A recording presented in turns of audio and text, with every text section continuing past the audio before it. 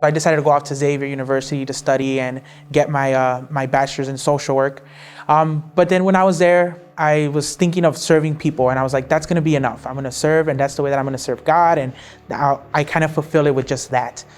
But then I started working as a case manager for foster kids in Chicago, and there was this push as to like, yes, I'm serving, and yes, I'm helping others, but there's more. And it wasn't until I took a retreat with a couple people from my home parish.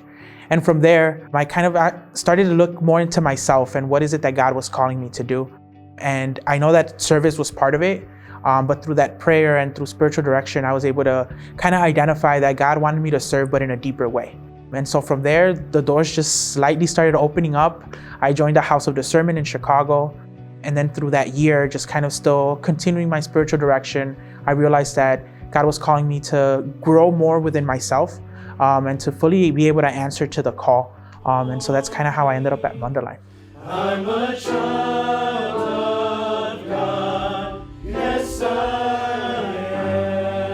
And it has been a blessing. I continue to grow with myself. One of the big things that I keep on talking about in spiritual direction is just like the way that God forms us. And so yeah, I was already formed, and I had all these aspects about me, but little by little, I kind of been trimming the parts that are not the best version of me.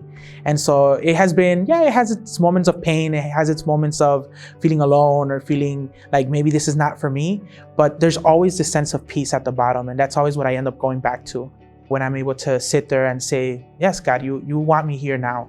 And so it just fills me with peace and joy. And at the same time, just knowing that one day I'll be able to go back and serve. I think that's always one of the biggest things that I always carry in my heart.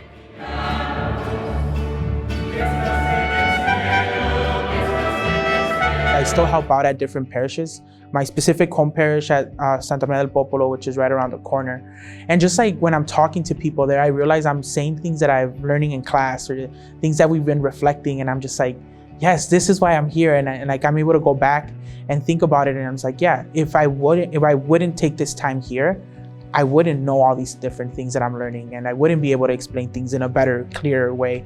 And so being able to go back to the parish and being able to talk to people, being able to give, different workshops or things like that, as I'm talking, I realize that I am looking a lot into what I'm learning, and that reinforces that it's just like, yes, you're in the right place and you're learning, and these are the moments for you to kind of practice those, and at the same time be able to see like, this is why you're there, and this is why you need this time at the seminary to better prepare yourself, and to kind of also feed that desire to continue that ongoing formation even after being at Wonderline.